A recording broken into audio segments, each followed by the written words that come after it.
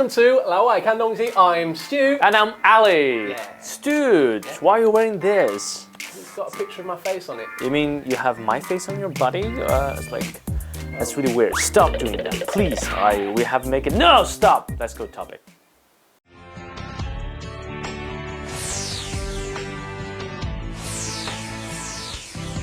So first, let's go to our education maestro and see what cultural appropriation means. Well, basically, cultural appropriation is the act of taking or using things that is not from your own culture. Yeah, and as a caveat to that, cultural appropriation often includes a lack of respect or understanding for the culture being appropriated. So why are we talking about cultural appropriation? Of course, it's because of this.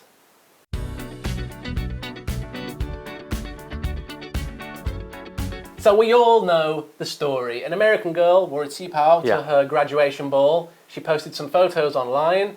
A Chinese American guy left a comment saying, "My culture is not your goddamn prom dress." And then some people agreed with him, some people didn't agree with him. Lots of comments. Lots of comments from people here in China said that they couldn't understand what the problem was. They just thought she looked beautiful. Yeah. Right, so very quickly, what's your opinion? Well, I couldn't understand why people would get angry over this thing. I think it's a beautiful thing for this girl to do, and we are really glad that people can, wear that beautiful qipao. And I would say that qipao is not a very, very traditional dress. It doesn't have such a long Chinese historical reference, like 200 years, but China has like 5,000 years of history, right? So if you wear something from Tang Dynasty or even further, maybe people will say something, but qipao is actually fine. So many beautiful girls wear it. All the time. Yeah, and even in some I think in one of the Spider-Man movies, at one moment, someone wore one. Yeah, someone wore one. Yeah, it's really beautiful.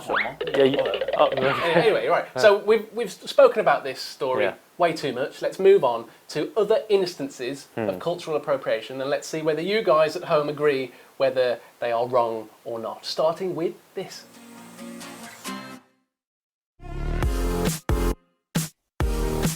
So we're going to look at hairstyles. This hairstyle is called cornrows or cane rows. It's a type of braid. It's an African style. Okay, now let's look at another type of hairstyle.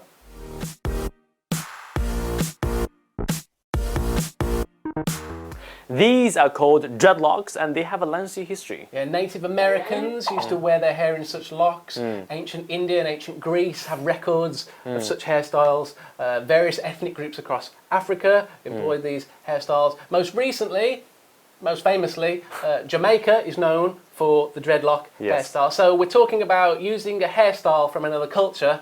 Is it okay? So what do you think? If I had dreadlocks, is that okay? I'm not sure because I have no idea what its historical reference mean. I mean, maybe it's okay. I think you have to ask the indigenous people about that. Maybe, but like I said, there's so many groups that used to have this in the past. Yeah. Ancient Greece used to have this, and right? then it's probably okay. I mean, Greek are pretty, open to everything. The university philosophy. However, I think some hairstyles are forbidden. Yeah, for example, if you come here to work tomorrow and then you have that Chinese hairstyle with that like a piggy tail, that thing. Like a bald head. Yeah, bald head. I don't think it's gonna work. I think it's going to be pretty weird, and some people may think it's a little bit offensive because that hairstyle is a little bit controversial during the history. Right. Yeah, yeah. Because so that would be a lack of understanding from my point. Yes. Okay. Right. Well, there are some famous people that actually have had hairstyles that have been accused of being examples of cultural appropriation. These two.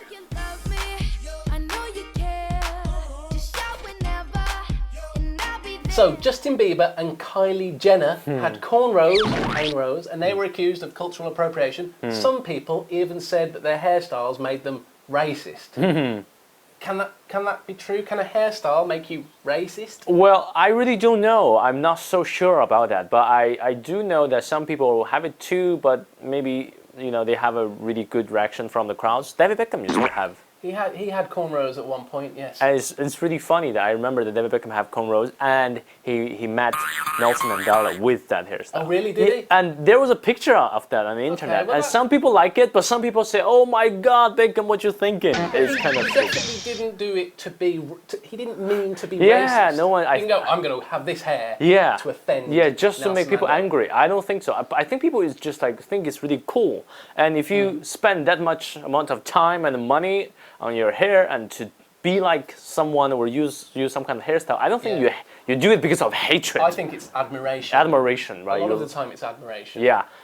You know someone with dreadlocks. Yeah, I have a friend. We do a talk show called 奇葩说. He has a dreadlock, and because he's like a rock and roll guy, and then he had the dreadlocks, and to show that he's not the same with most of the people. And then and then he never washes his hair. It's like a statement. It's a statement, yeah. And he doesn't wash his hair. Yeah, he said that. Does it smell? Well, it smells good.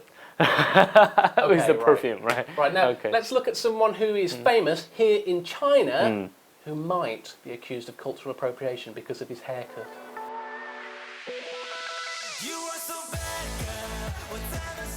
This is, of course, Wu Fan, and as you can see, he has had dreadlocks, or as you call it, 脏辫 in the past. Now, is it okay for Chris Wu to have a haircut that is not from Chinese culture? Well, I think it's it's okay. okay. Yeah, I think it's okay, and I don't know why people have problem with it. But again, some To be honest, people. No one's actually had a problem with it Yeah. yet. But I was just saying this could be an example of Cultural appropriation. Well, I think Wu Fan just tried to be cool, and then right, he's already really cool. He is cool. And he wants to be cooler. And then that hairstyles, I think it's a try. He wants to try something different, right? Because he didn't have that hairstyle. In a I very think long his time. whole career revolves around culture that is not Chinese culture. You want to MBA, It's do hip-hop. hip hop, yes. You know, it's US, it's African American culture. So maybe it's okay. I don't think anyone's hairstyle could be a problem. It might be cultural appropriation, but man, it's your hair. Do what you like. Do what you want. Yeah. Is there like a hairstyle is typical British that I cannot have? No, I don't think so. I don't think so either. I mean, skinhead was a hairstyle in the 80s. Yes. And that showed that you were a racist. So don't do that. Yeah. How about receding hairlines like Prince That's Harry's? natural. That's natural. Mine will be coming soon. Oh my God! What's up with you guys with the receding hairlines? I don't know. It's natural. It's natural. Okay. Forget about it. Anyway, Yes. right. So we all know of TV shows like 中国有嘻哈, right? And recently, my favourite TV show is 热血街舞团. Right, I love it. And on that show, you see lots of people with dreadlocks and cornrows. Yes. There's one dancer who's very, very good. It's called Ake. He has dreadlocks, right? That's cool. So it's becoming more common. It's not commonplace generally, but it's becoming more common here in China. You see it on TV quite often. And this brings us nicely to our next topic.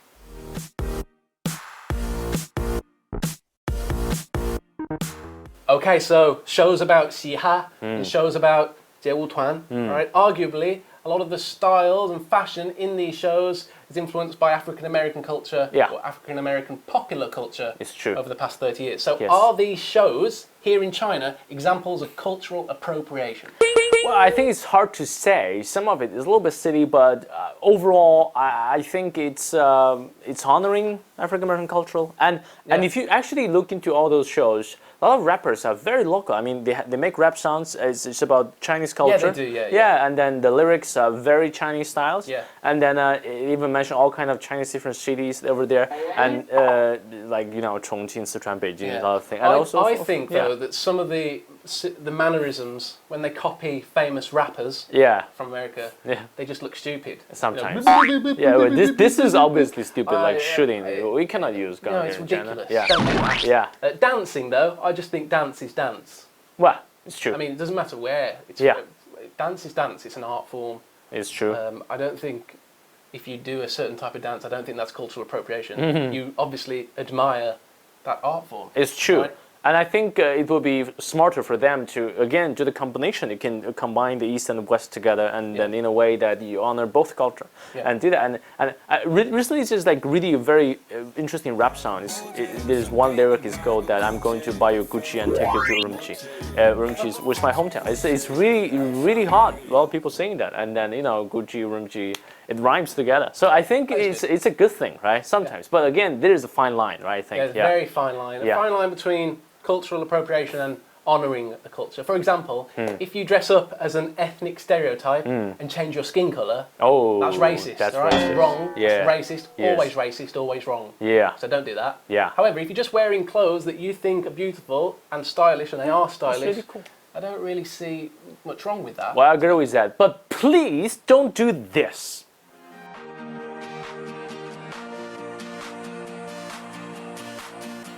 I don't know where you got that picture from. You took it from me. Oh yeah, I remember. Anyway, cultural appropriation is a tricky issue. Well, some people are clearly offended when they know that their culture is taken by someone else as a style point, whereas the others think it's a kind of, admiration. Yeah, right? yeah. So just be careful. Right. Don't go out of your way to belittle another person's culture through what you wear or what you do. If you have good intentions, if your heart is pure, then I think you're okay. Yeah. But I want to ask Ali. Ali, have you ever seen anyone here in China, a non-Chinese person, doing something related to Chinese culture that has made you angry? No, I don't think so. I don't think anyone do it well.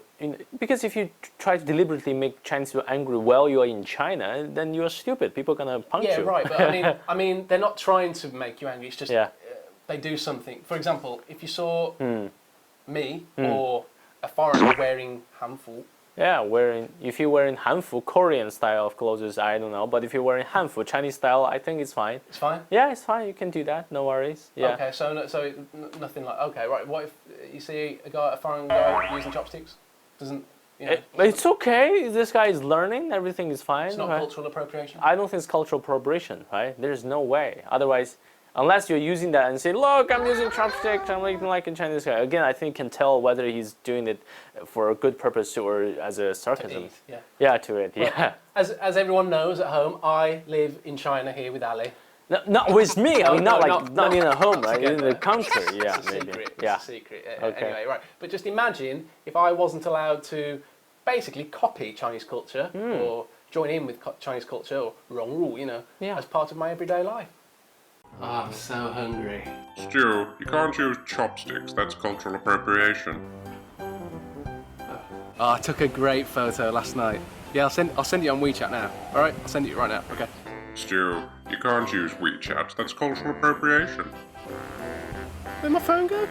Taobao literally has everything, it's incredible. Stu, you can't use Taobao, that's cultural appropriation.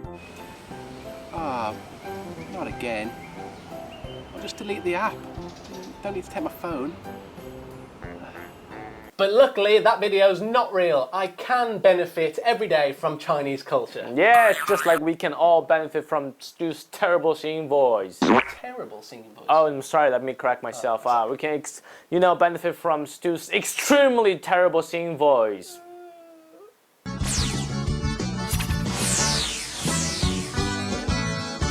Alright, Stu, you're going to sing, but before you do that, would you like to say something? Not really, no. Say something to say something, say something that says something, say something that says something, say something, say something. Everybody knows all about my direction. And in my heart somewhere, I wanna go there. I just don't go there. Everybody says say something that says something, say something that says something, say something that says something. I don't wanna get caught up in the middle of it, but I can't help myself. No, I can't help myself. No, no.